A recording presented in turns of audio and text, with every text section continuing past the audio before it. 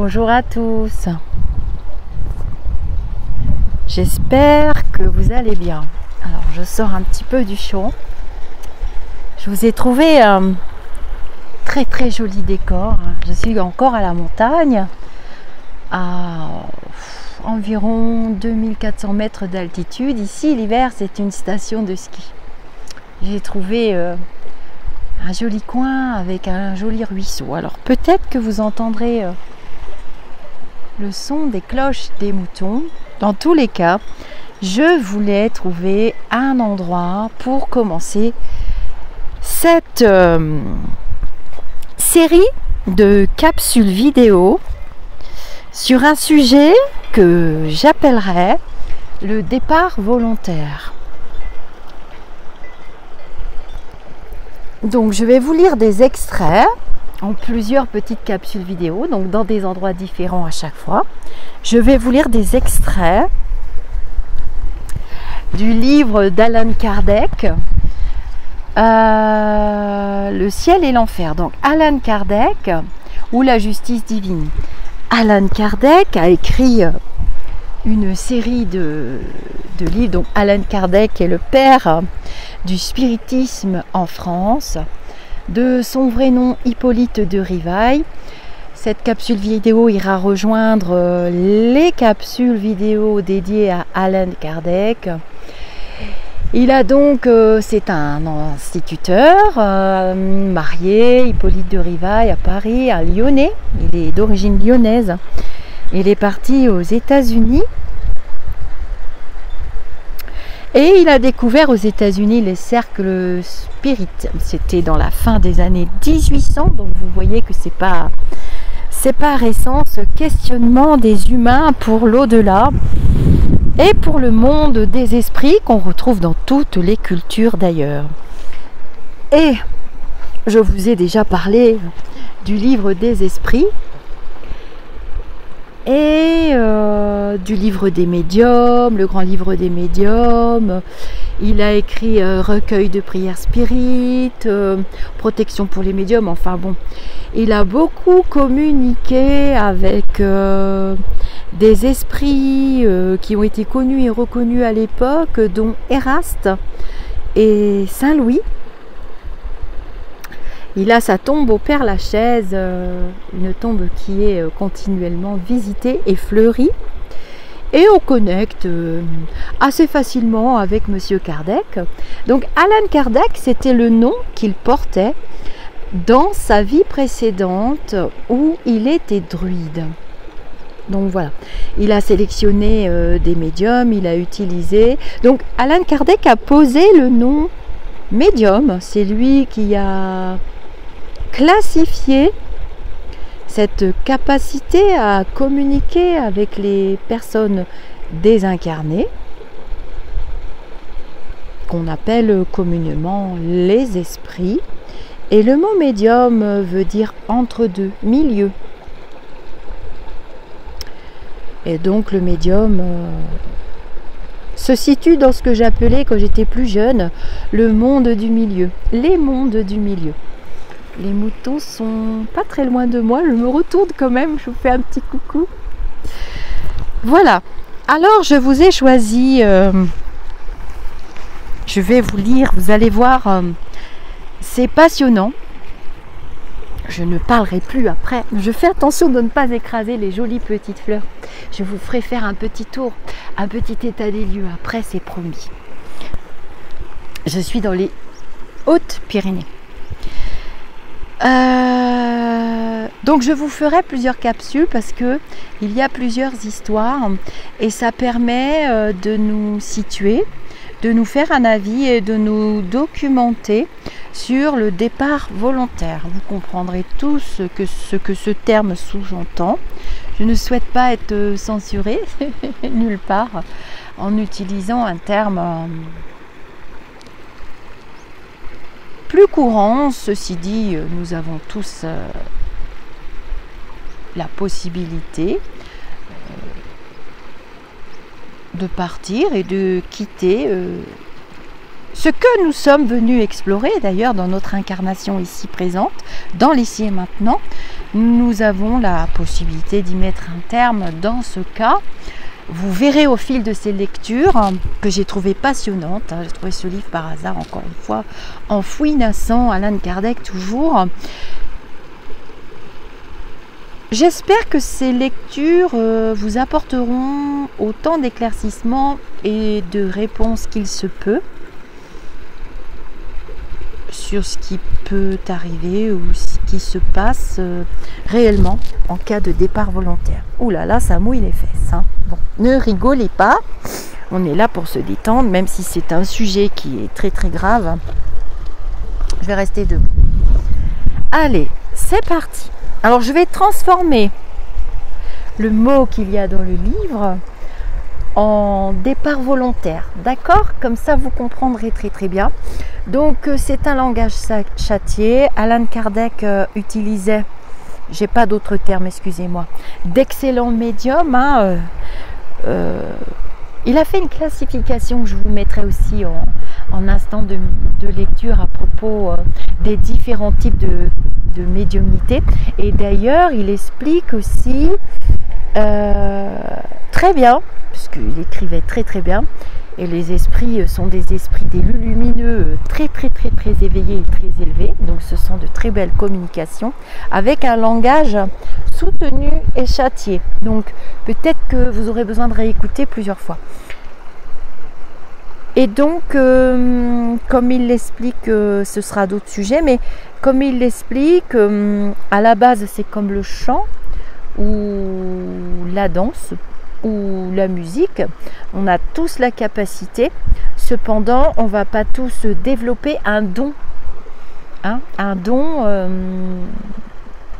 avec cette capacité. Voilà. Allez, c'est parti. Le départ volontaire de la Samaritaine. C'est le titre, hein, de la première histoire. Donc ce sont des communications, hein, qu'il a retranscrites et vérifiées, évidemment, il vérifiait tout. Ce sont des sources sérieuses. Tout ce que vous trouverez dans ce genre de littérature, mais notamment Alan Kardec, hein, qui est vraiment la sommité des sommités. Hier, je vous ai parlé un tout petit peu de Victor Hugo et de sa fille à propos du lac de Gaube, de la funeste prémonition. Voilà. Alors c'est parti. Le départ volontaire de la Samaritaine. Le 7 avril 1858, vers 7 heures du soir, un homme d'une cinquantaine d'années et vêtu convenablement se présenta dans l'établissement de la Samaritaine à Paris et se fit préparer un bain. Le garçon de service s'étonnant, après un intervalle de 2 heures que cet individu n'appela pas, se décida à entrer dans son cabinet pour voir s'il n'était pas indisposé. Il fut alors témoin d'un hideux spectacle. Ce malheureux s'était coupé la gorge avec un rasoir et tout son sang s'était mêlé à l'eau de la baignoire. L'identité n'ayant pu être établie, on a transporté le cadavre à la morgue. L'esprit de cet homme, évoqué à la Société de Paris 6 jours après sa mort, donna les réponses suivantes. Donc je fais une petite parenthèse. Donc la Société de Paris, ce sont les cercles spirites. Hein, ça, à l'époque, on disait tenir salon. Voilà, on tenait salon. Il y avait des dames d'ailleurs aussi qui tenaient salon. Plutôt vers 16 heures, voilà. Alan Kardec donc tenait salon et ça s'appelait la Société de Paris, c'était à Paris. Petit 1. Évocation. Réponse du guide du médium. Attends, il est là. 2. Où êtes-vous maintenant? Réponse. Je ne sais.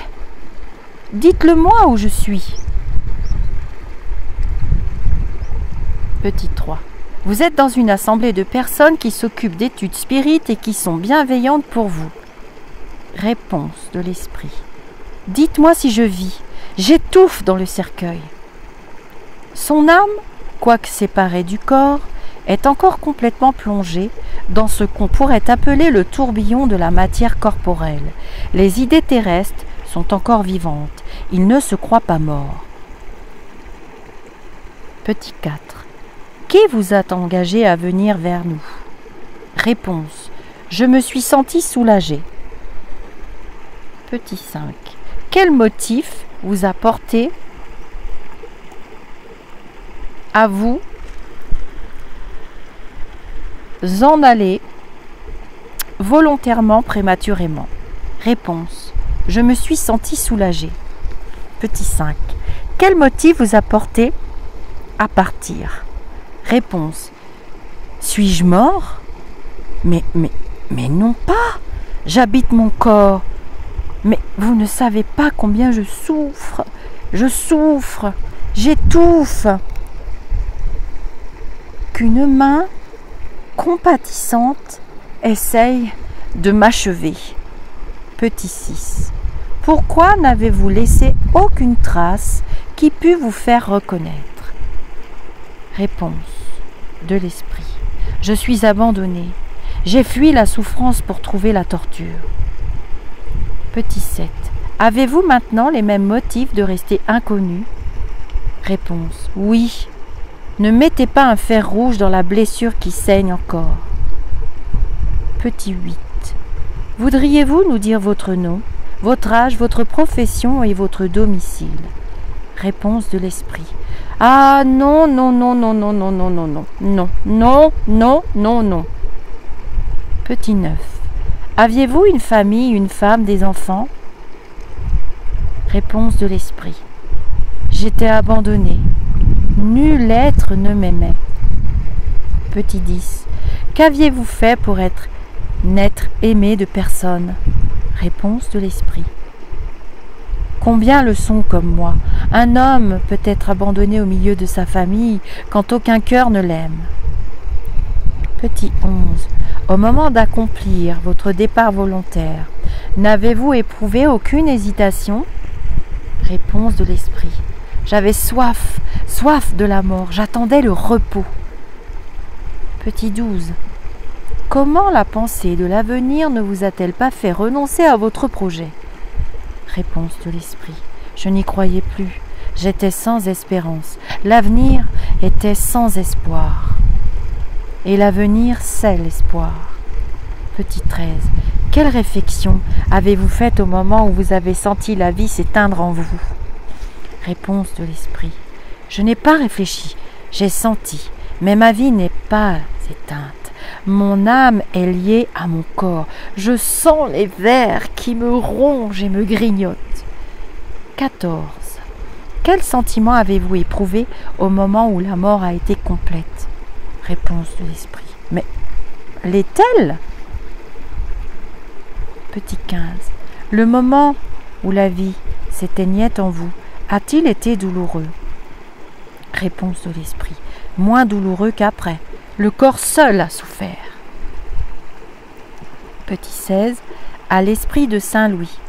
Qu'entend l'esprit en disant que le moment de la mort a été moins douloureux qu'après? Réponse de l'esprit. L'esprit se déchargeait d'un fardeau qui l'accablait. Il ressentait la volupté de la douleur. 17. Cet état est-il toujours la suite du départ volontaire? Réponse. Oui. L'esprit de celui qui part volontairement est lié à son corps jusqu'au terme de sa vie. La mort naturelle est l'affranchissement de la vie. Le départ volontaire la brise tout entière. 18. Cet état est-il le même dans toute mort accidentelle, indépendante de la volonté et qui abrège la durée naturelle de la vie? Réponse de l'esprit. Non! Qu'entendez-vous par le départ volontaire? L'esprit n'est coupable que de ses œuvres.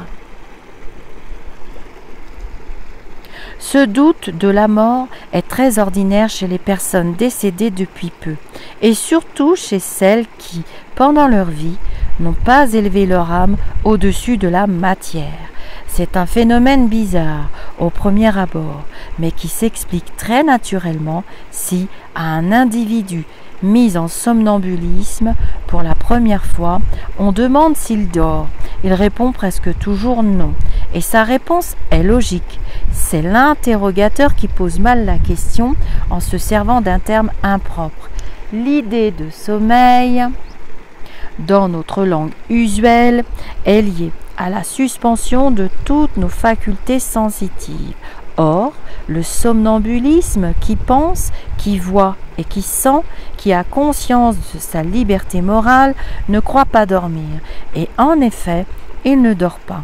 Dans l'acception vulgaire du mot, c'est pourquoi il répond non, jusqu'à ce qu'il soit familiarisé avec cette matière d'entendre la chose.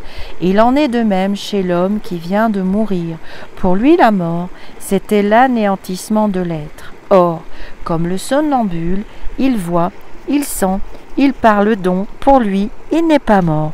Et il le dit jusqu'à ce qu'il ait acquis l'intuition de son nouvel état. Cette illusion est toujours plus ou moins pénible, parce qu'elle n'est jamais complète et qu'elle laisse l'esprit dans une certaine anxiété. Dans l'exemple ci-dessus, elle est un véritable supplice par la sensation des vers qui ronge le corps et par sa durée qui doit être celle qu'aurait eue la vie de cet homme s'il ne l'eût pas abrégée. Cet état est fréquent chez les personnes qui ont choisi le départ volontaire, mais il ne se présente pas toujours dans des conditions identiques. Il varie en durée et en intensité, selon les circonstances aggravantes ou atténuantes de la faute. La sensation des vers et de la décomposition du corps n'est pas non plus spéciale aux personnes qui ont choisi le départ volontaire. Elle est fréquente chez ceux qui ont plus vécu de la vie matérielle que de la vie spirituelle. En principe, il n'y a pas de faute impunie, mais il n'y a pas de règle uniforme et absolue dans les moyens de punition. Alors, je fais une petite parenthèse, parce que je vais vous lire une autre histoire.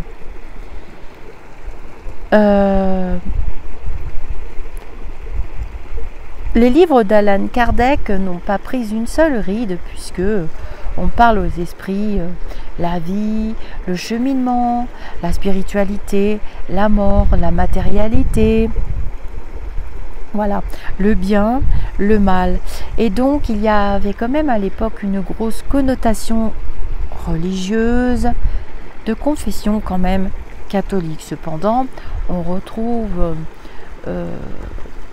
le même cheminement et le même état de fait par rapport à la naissance, par rapport à la mort, dans toutes les religions et même dans toutes les civilisations. Donc, il faut se remettre par rapport au langage de l'époque, et c'est vrai qu'on utilisait quand même les mots punition, récompense, rédemption, d'accord ? Mais vous adapterez les termes à aujourd'hui. Je vais vous faire un petit état des lieux. Je stresse un tout petit peu parce que je vous montre, hein, je suis quand même entourée d'animaux. Regardez. Et ils commencent à venir vers moi. Donc je vois une grosse vache là qui arrive. Ou un bœuf, je sais pas. Je vois pas d'ici. Je sais pas si vous la voyez. Donc si elle veut boire, je sais pas trop. Hein. Donc si vous me voyez décarpir à toute vitesse, mais c'est pour ça qu'on aime la chèvre. Bon, c'est naturel.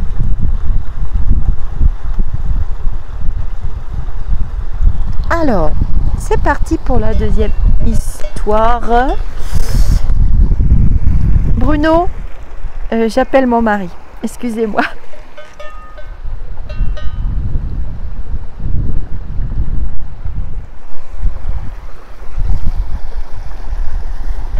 Je suis quand même face à face avec un animal de plus d'1 tonne.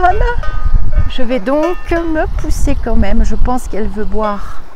Je vais me mettre plus loin. Hop, et je vais continuer ma petite histoire. Le sac, Bruno.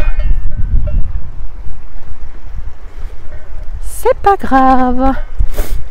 Je sens qu'il y en a beaucoup qui vont rire. Elles n'ont pas l'air sauvages, hein. Et habituées aux humains. Alors, je vais monter par là. On s'inquiète pas. Et j'ai bien l'intention de continuer. Bah voilà, elle voulait boire. Je vais vous montrer.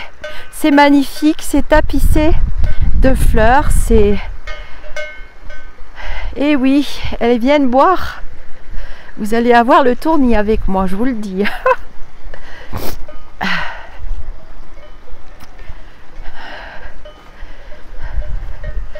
Et voilà, j'étais à l'endroit où elles viennent boire.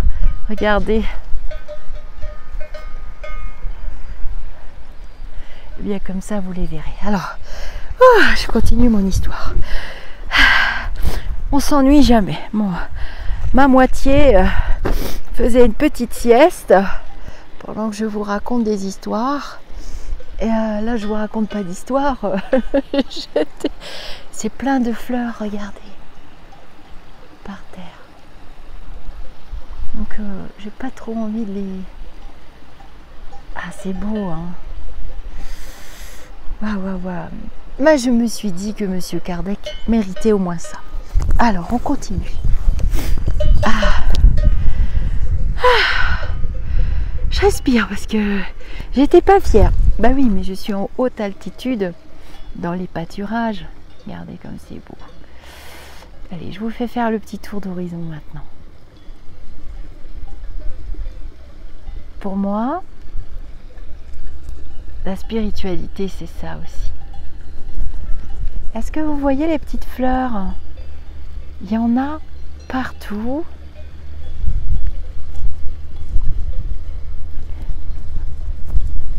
Allez hop. Alors, qu'est-ce que ça va être quand je vais être vraiment en vacances? Bon, allez. Alors, j'ai adoré moi ces petites histoires. Le père et le conscrit. Je vérifie que j'ai plus d'animal. Pourvu que j'ai pas un ours ou une marmotte qui vienne me grignoter les fesses. Non, allez, j'arrête de rigoler. Hop, je vous mets bien.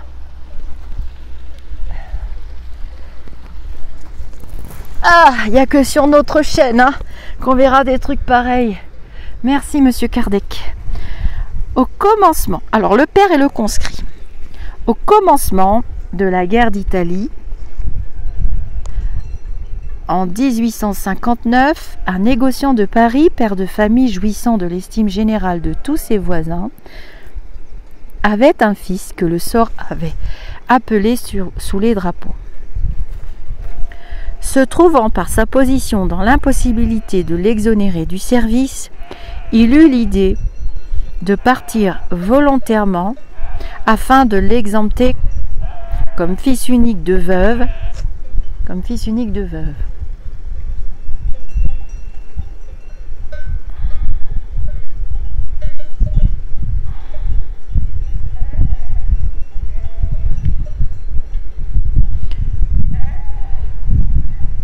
Ça devait être une loi de l'époque. Excusez-moi, j'ai eu un blanc parce que je suis en train de me demander. Oui, donc ça devait être une loi de l'époque. D'accord. Il a été évoqué un an après à la Société de Paris sur la demande d'une personne qui l'avait connu et qui désirait connaître son sort dans le monde des esprits. À Saint-Louis. Donc je vous ai expliqué que Allan Kardec connectait à travers des médiums auprès d'esprits. Il y avait Saint-Louis, Eraste et quelques autres esprits bienveillants, très élevés. Veuillez nous dire si nous pouvons faire l'évocation de l'homme dont on vient de vous parler. Réponse de Saint-Louis. Oui, il en sera même très heureux, car il sera un peu soulagé. Petit 1. Évocation. Réponse. Oh, merci, je souffre bien, mais...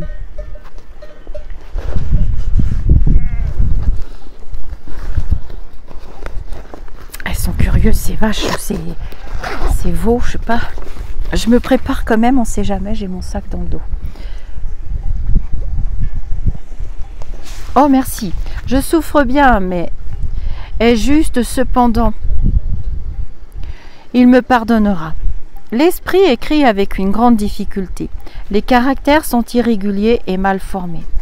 Après le mot « mais », il s'arrête, essaye vainement d'écrire et ne fait que quelques traits indéchiffrables et des points. Il est évident que c'est le mot « Dieu » qu'il n'a pu écrire. Petit 2. Remplissez la lacune que vous venez de laisser. Réponse. J'en suis indigne. Petit 3. Vous dites que vous souffrez. Vous avez sans doute eu tort de vous suicider. Mais est-ce que le motif qui vous a porté à cet acte ne vous a pas mérité quelque indulgence?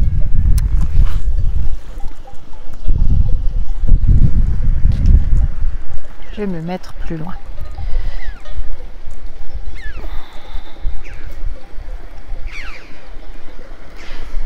Réponse.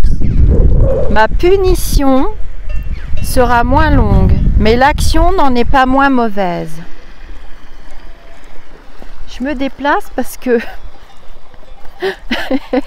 regardez tous les animaux. On est obligé de se déplacer. Je n'ai pas l'esprit en paix. Allez, je vais vous mettre là. Décidément, je vous balade, hein.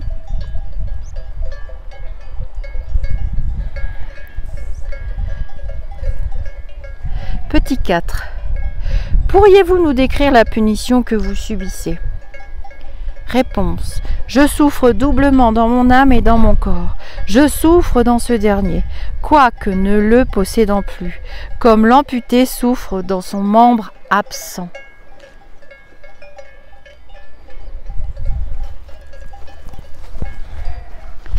Petit 5. Votre action a-t-elle eu votre fils pour unique motif et n'avez-vous pas été sollicité pour une autre cause? Réponse de l'esprit. L'amour paternel m'a seul guidé, mais m'a mal guidé. En faveur de ce motif, ma peine sera abrégée. Petit 6. Prévoyez-vous le terme de vos souffrances? Réponse de l'esprit. Je n'en sais pas le terme, mais j'ai l'assurance que ce terme existe, ce qui est un soulagement pour moi. 7. Tout à l'heure, vous n'avez pu écrire le nom de Dieu. Nous avons cependant vu les esprits très souffrants l'écrire. Cela fait-il partie de votre punition? Réponse de l'esprit. Je le pourrais avec de grands efforts de repentir. Bon, alors je vais me repousser parce que les voilà à nouveau. Ah. Ils sont très très curieux. Ah là là là là là là. Petit 8. Eh bien, faites de grands efforts et tâchez de l'écrire. Mais je pense qu'elles vont juste boire, hein. Donc, elles se fichent pas mal de nous, à mon avis. Je vais me remettre là. Je crois que c'est de la curiosité. Voilà. Allez, passe ma belle, passe. C'est tellement beau.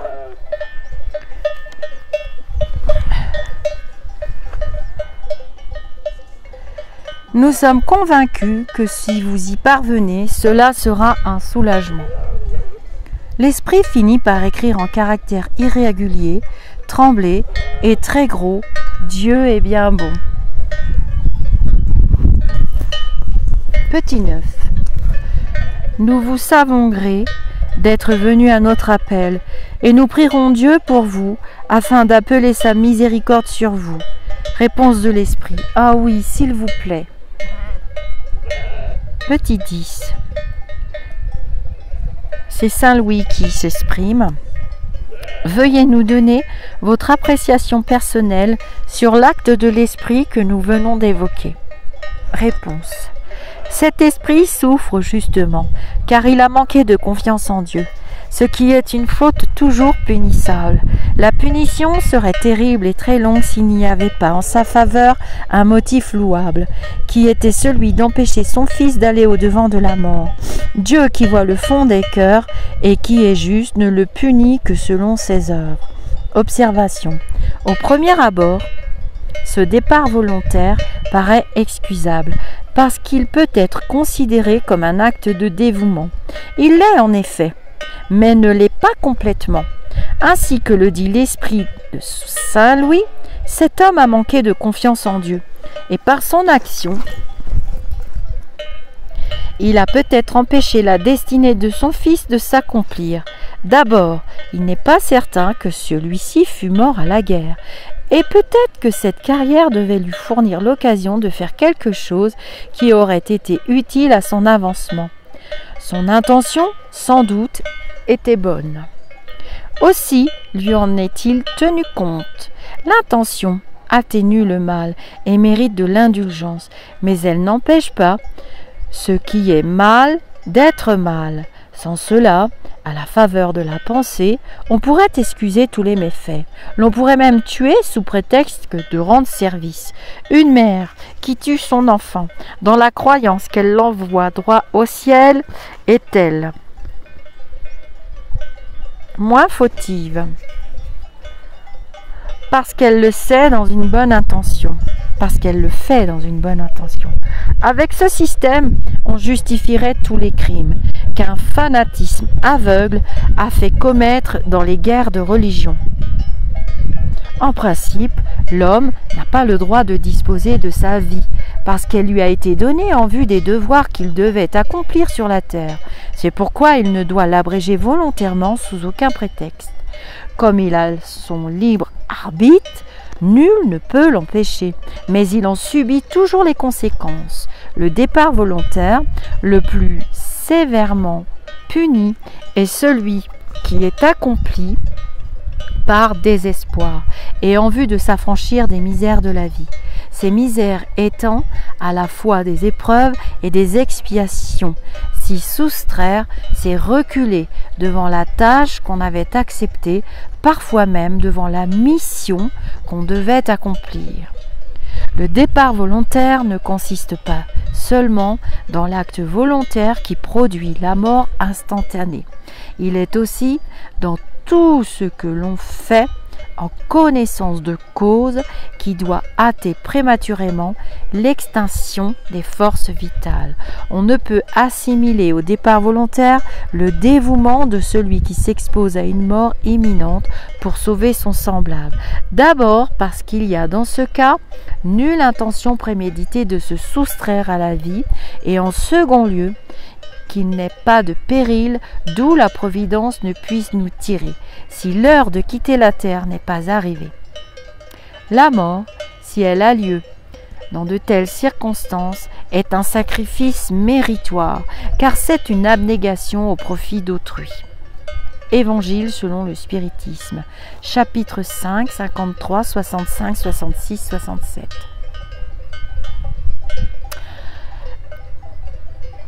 Alors, je vais m'arrêter à la page 583, je le dis pour m'en rappeler, et je vous lirai d'autres histoires, alors dont l'histoire d'une mère qui m'a bouleversée complètement, qui a d'ailleurs bouleversé le cercle spirit. Et donc vous voyez qu'on parle du départ volontaire. Alors, après toutes les communications que j'ai eues avec des lumineux et lumineuses évidemment, bon, après, une fois qu'on est de l'autre côté, on n'est plus fille ou garçon, on est simple esprit. Et puis souvent, on a exploré un peu toutes les facettes des deux sexes.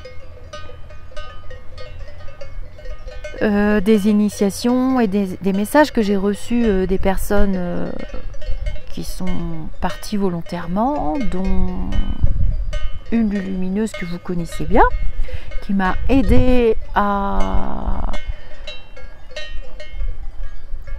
accepter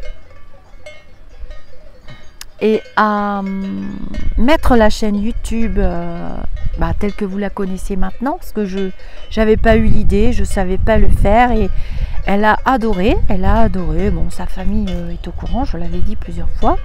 C'est vrai qu'avec cette Lulumineuse, j'ai appris beaucoup, et puis j'ai connecté en 2019-2020, avant le Coco, même bien avant, avec des lumineux, des personnes qui étaient dans le groupe Au-delà du spirituel sur Facebook. Et c'est vrai que j'ai compris qu'il y avait plusieurs sortes de départs volontaires et plusieurs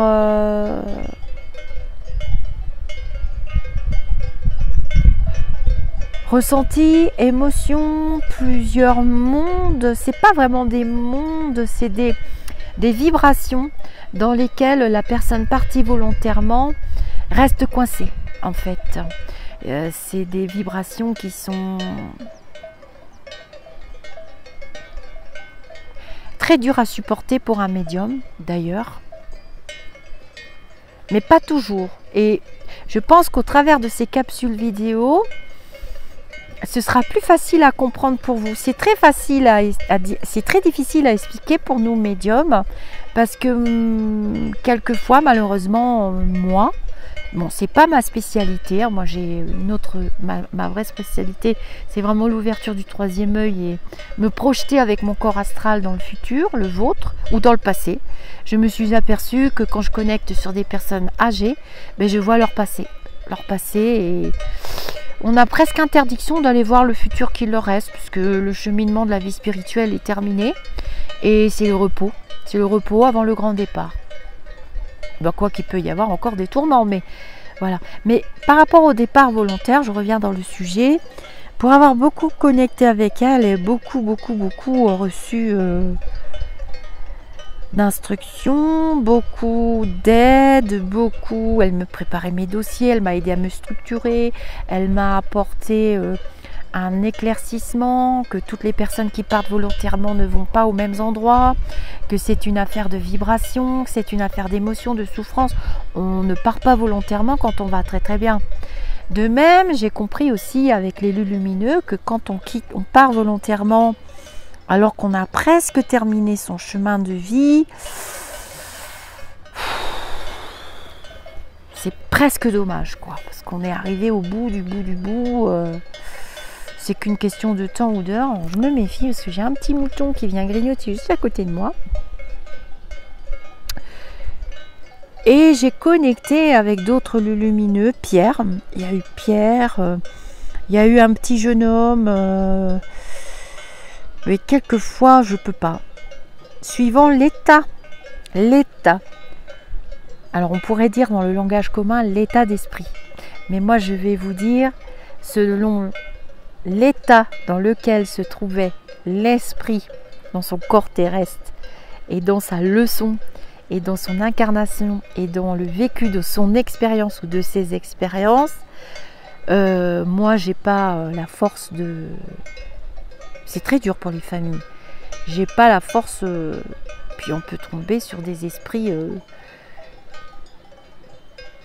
tellement encore malheureux, tellement plongés dans la souffrance, que de même que certains humains, ils peuvent s'en prendre au médium, ils s'en prennent à nous. C'est pour ça que et ça me vide de mes énergies. Et bon, comme le monde de la médiumnité, de l'ésotérisme et de la divination sombre actuellement dans le charlatanisme, dans ce dont se méfiait terriblement Allan Kardec d'ailleurs, sombre dans cette mouvance New Age très très à la mode. Il est bon de temps en temps de ressortir des littératures et de refaire le point, et c'est pas toujours aussi joyeux, et c'est pas toujours aussi bien. Et il peut y avoir des expériences de connexion très violentes dont le médium se souvient, et il y a des médiums qui arrêtent d'ailleurs parce que la décharge émotionnelle est telle, la violence aussi. Après, tout dépend de la demande aussi et de l'entourage. En fait, il y a tout un tas de facteurs. tout un tas de facteurs. Ça se fait pas en 2 minutes. On doit prendre rendez-vous avec le défunt, avec les guides, avec les autorisations. Ouais, ça se prépare à l'avance. Et là, je vous ferai d'autres capsules et on continuera nos lectures sur le départ volontaire. Je vois les animaux qui se rapprochent de plus en plus. Je vais vous refaire faire un petit état des lieux. Voilà. Donc ce sera une petite saga avec des petites capsules. Et à chaque petite histoire, alors je vous en lirai 1, 2, 3, 4 selon où je me trouve aussi. Là, vous voyez, c'est comme quoi on perd notre confiance en nous, parce que je vois que les animaux sont tout à fait paisibles, et en fait c'est moi qui ai peur. C'est moi qui ai peur, alors que je ne dois pas alimenter cette vibration, parce que l'animal va le ressentir. Et il va le ressentir, et il peut avoir peur à son tour aussi, finalement. Hein. Voilà, faut pas oublier que nous sommes des mammifères. Je pense que ces petites sagas vont vous plaire, parce que moi ça m'a beaucoup plu. Et puis j'ai prévu bien sûr plein de capsules. Je vais vous faire un petit état des lieux. Allez, c'est parti. Donc me voici, toujours le chapeau. Il fait très chaud aujourd'hui. Alors voilà, je suis au sommet du sommet des sommets. Hein. J'allais pas grimper plus haut, parce que là... Alors la montagne l'été, c'est...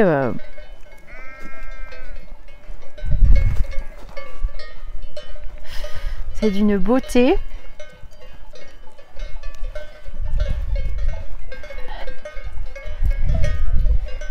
Pour vous dire la température, dans la vallée il faisait 27-28 aujourd'hui. Alors voilà, je vais vous montrer. Regardez bien.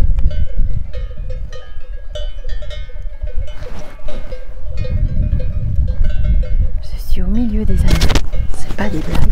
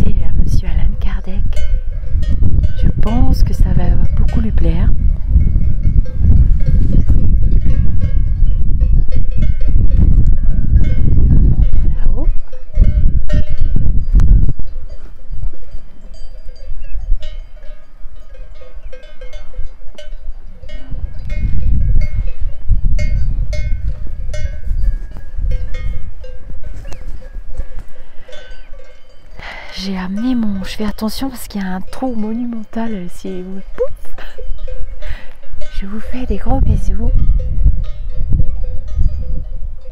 Je vous dis namasté. Et à très vite pour d'autres capsules vidéo sur le départ volontaire. Alors on en parle. Hein. Il n'y a pas beaucoup de familles qui ne soient pas touchées un jour par le départ volontaire.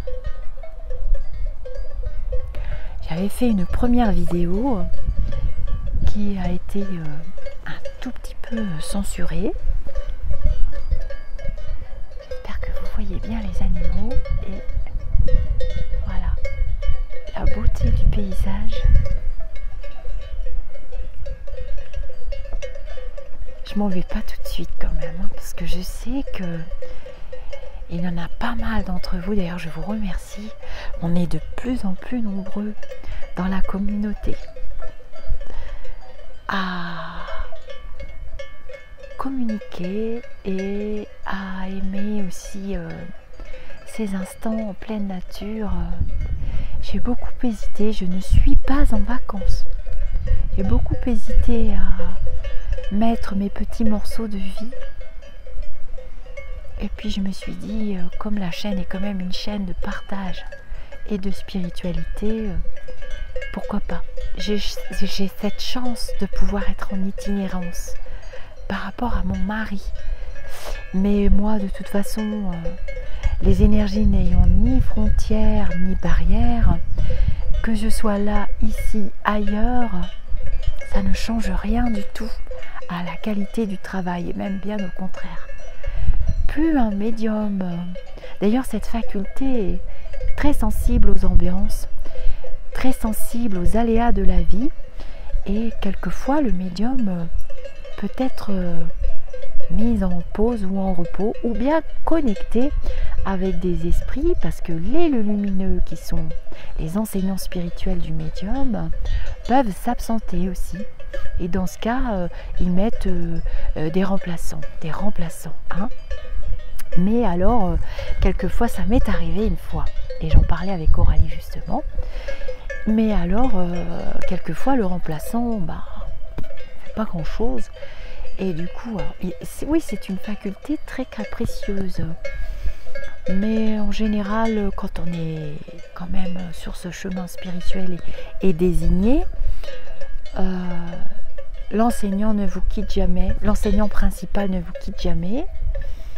Et puis cette faculté, qui est liée quand même au troisième œil et au chakra de la gorge, au chakra coronal, ce sont nos 3 principaux chakras qui fonctionnent, et puis notre corps astral, hein, pour aller voir le futur ou bien comprendre quelque chose, une question que vous vous posez.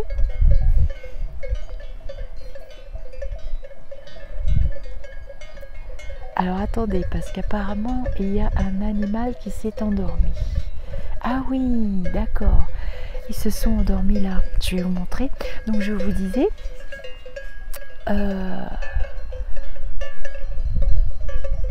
et puis voilà, c'est comme le chant, hein, comme je l'ai dit, il faut travailler, un chanteur travaille ses cordes vocales, il apprend des techniques, ces techniques qui ont été transmises d'homme à homme aussi, hein, d'humain à humain, c'est toujours, on parle toujours d'expérience. Bah, c'est pareil, pour nous c'est pareil, et puis le cheminement, le chemin spirituel d'un médium, pareil, se travaille toujours encore, il a sa propre expérience de vie à vivre, et il a les vôtres, et il a la possibilité aussi de l'interrompre, on n'est pas obligé d'en faire profession. Et on va pas parler des faux médiums, parce qu'un faux médium, c'est un faux médium, au bout d'un moment, on s'en rencontre, quoi. Alors non plus, il n'existe pas il n'existe pas tellement de garde-fous. Le meilleur garde-fou pour vous, pour être sûr, c'est quand même la longévité du médium, sa notoriété, sa ténacité, parce que je vous assure que il faut quand même être, solide en vibration, solide au niveau caractère, solide en expérience. Je discutais un jour avec une amie avec qui je m'étais fâchée, plus ou moins réconciliée un jour, et elle m'a dit quelque chose de très beau, une amie médium, Estelle, hein. Peut-être que si elle écoute la vidéo, elle se reconnaîtra. Et elle me disait, mais ma pauvre Lisa, on discutait toutes les deux, donc elle est plus âgée que moi, c'est une grande dame du milieu de l'ésotérisme et de la voyance, son don n'est plus du tout approuvé. Et elle me disait, ma pauvre Lisa, mais c'est pas possible, à croire que notre vie, c'est une vie de chien et qu'on doit tout vivre, toutes les plus vilaines expériences dans une seule vie pour pouvoir comprendre celle des autres. Et je me suis dit, intéressante réflexion, donc on en a parlé, et je lui ai dit, mais c'est vrai que, elle me dit, mais tous les médiums que je connais, les vrais, les bons médiums, ceux qui sont en place et qui durent et qui sont quand même reconnu, c'est les autres qui vous reconnaissent, c'est comme un chanteur. Hein. Si la salle de spectacle est vide, une fois, deux fois, trois fois, il faut qu'il change de boulot, il n'y a pas de mystère. Et elle me disait ça, et je lui dis, mais c'est vrai. Alors tous les médiums n'ont pas des vies difficiles, mais quand même si, et je rejoins son raisonnement parce que ça nous permet de travailler notre empathie et de dire ah oui, ah ça je sais de quoi il parle parce que ça j'ai vu, ça j'ai expérimenté, ça je sais, ça j'ai vu. C'est sûr que à force de discuter avec tous les médiums, les vrais, ceux qui ont vraiment des facultés, pas forcément qui font profession. Hein. Vous êtes beaucoup à pas faire profession. Ma mère n'a pas fait profession. Ah là là, non, ça, c'est pas possible. Eh bien, c'est pas si facile au quotidien. Ça demande quand même une force de caractère. Et puis, on peut se tromper dans la transmission d'un message. C'est quand même assez rare. Ou mal l'interpréter.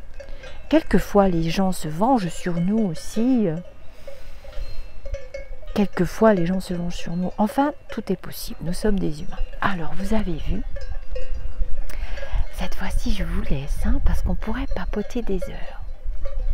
Et comme c'est des petites... Mais j'ai raconté les histoires, donc libre à vous de couper avant. Je vais lire vos commentaires. Voilà.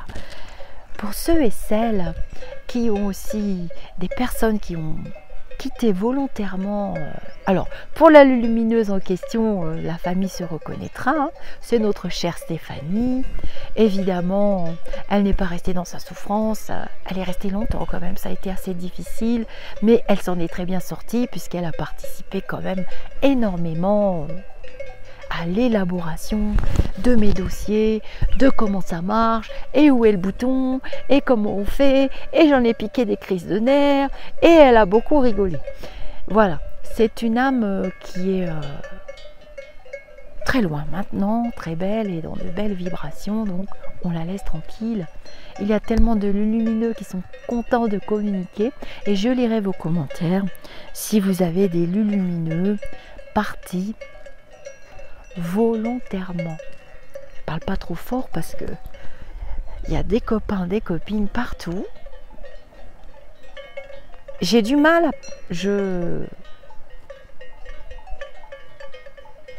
c'est un lieu qui vibre, je me sens très très bien. De même qu'au lac de Gaume. Au lac de Gaume,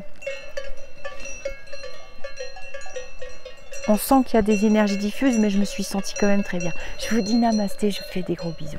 Et comme d'habitude, je lirai vos commentaires. Et puis, vous me direz si ça vous plaît. La petite saga avec toutes les histoires. Il y en a pas mal, vous verrez. Et je pense qu'il a mis ces histoires tout en communiquant avec les esprits pour bien qu'on comprenne l'équilibre et ce qui se passe en cas de départ volontaire, en cas de démission. On ne termine pas le CDI ni le CDD en fait, c'est ça. Et quelles sont les conséquences? Parce que à force, vous êtes des familles, veulent savoir, c'est normal. Et vous avez été tellement nombreux à me poser la question. Voilà. Ils m'ont guidé, les Lulus, ils m'ont dit tu fais ça, ok, mais il me faut un endroit. Bisous, bisous, à très vite.